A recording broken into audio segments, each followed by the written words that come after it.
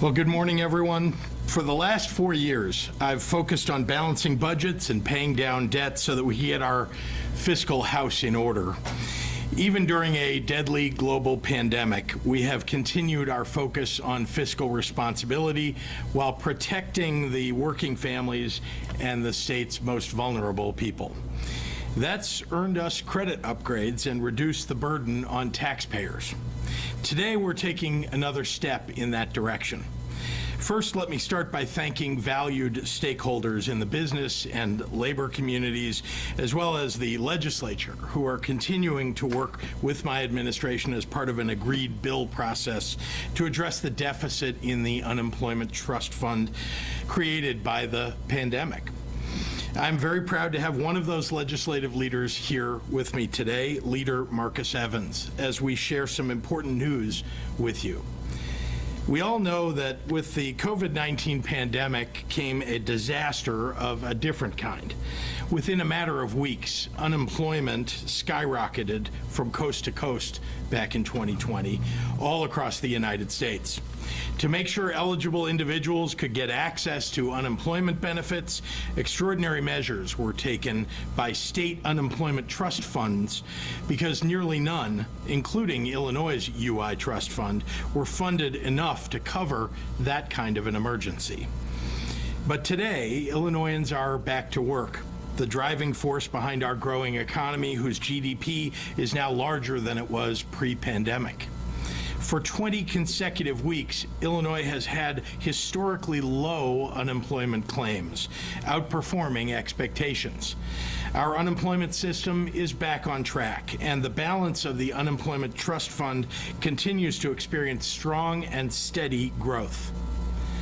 Thanks to Illinois' economic recovery, the Illinois Department of Employment Security has advised me that the UI Trust Fund balance is sufficient enough to pay down another $450 million of its pandemic-related debt. This payment will reduce the remaining balance of our loan by 25% and reduce interest costs by an estimated $10 million over the course of the next year. This announcement comes just months after the General Assembly and I directed $2.7 billion of federal ARPA dollars toward the loan, cutting the original $4.5 billion loan down to $1.8 billion. Today's action takes another major step toward eliminating pandemic-related UI debt, which we intended to complete by the end of this calendar year and will. I will work closely with the General Assembly to continue supporting the agreed bill process between labor and business to conclude negotiations. Today's announcement is yet another indicator that Illinois' fiscal decision-making is focused on debt reduction and continuing to put the state on firm fiscal footing for our working families. This year alone, Democrats in Illinois paid off a historic $5 billion in debt, eliminated the bill backlog left over by my predecessor, put an unprecedented $1 billion into the state's rainy day fund, and delivered an extra $500 million into our pension payment plan, saving taxpayers nearly $2 billion in the years ahead.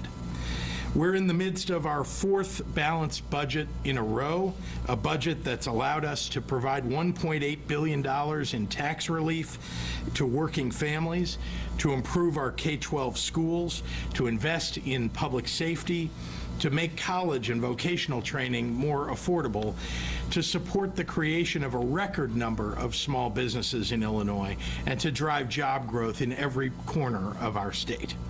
And we've been able to accomplish all of these things together while earning 6 credit upgrades.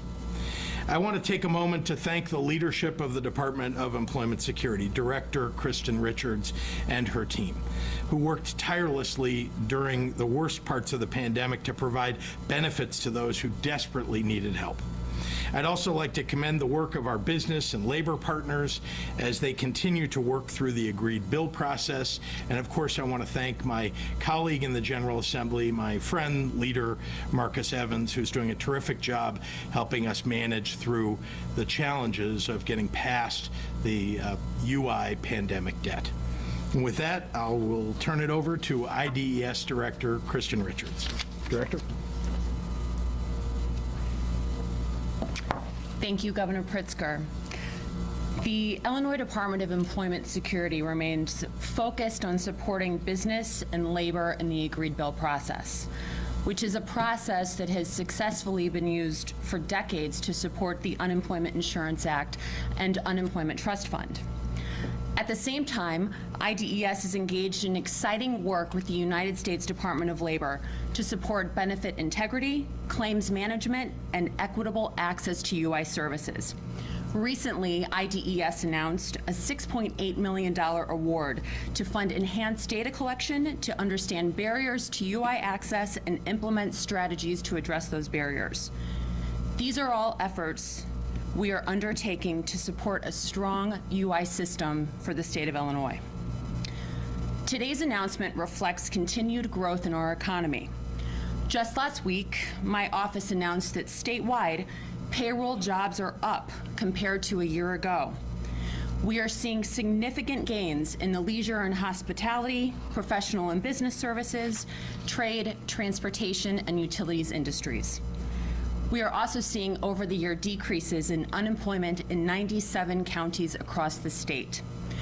We continue to support individuals and businesses in partnership with the Department of Commerce and Economic Opportunity through workforce programming and one-stop delivery of workforce services that are available through our robust network of American Job Centers.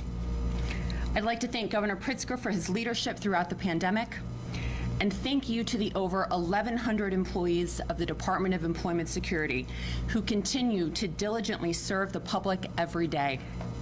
And with that, I'd like to turn it over to one of the legislative leaders in the agreed bill process, Assistant Majority Leader Marcus Evans. I want to start by thanking Governor Pritzker for his steadfast leadership, leading us out of the pandemic and leading us into a new prosperity, a new norm of prosperity in the state of Illinois. And the critical part of that prosperity is stability of the workforce. You know, I represent a working class community. When people are struggling, they need to know that there's going to be support as they transition from employment and unemployment. And that unemployment system is critical for the survival of the working class. So thank you, Governor Pritzker, for your leadership, pushing the legislature to do what we needed to do to stabilize our unemployment system. And we did that under the leadership of my House Speaker, Emmanuel Chris Welch, and our partnership was President Don Harmon and all the other legislative leaders got together and said, you know, we're going to take on the charge that Governor Pritzker set, and we're going to get this done. Of course, all of the staff, Director Richards, made it crystal clear that working class people in the state of Illinois will have support, will have that backstop of our UI system. And of course, the more we stabilize the finances of Illinois, the more we can help the working class and the poor. So take care of the business, which is what Governor Pritzker is doing, and we can help the people of the state of Illinois. So it's a great day. This needs to be shared. So I welcome Governor Pritzker to come back up for questions. Thank you, Leader.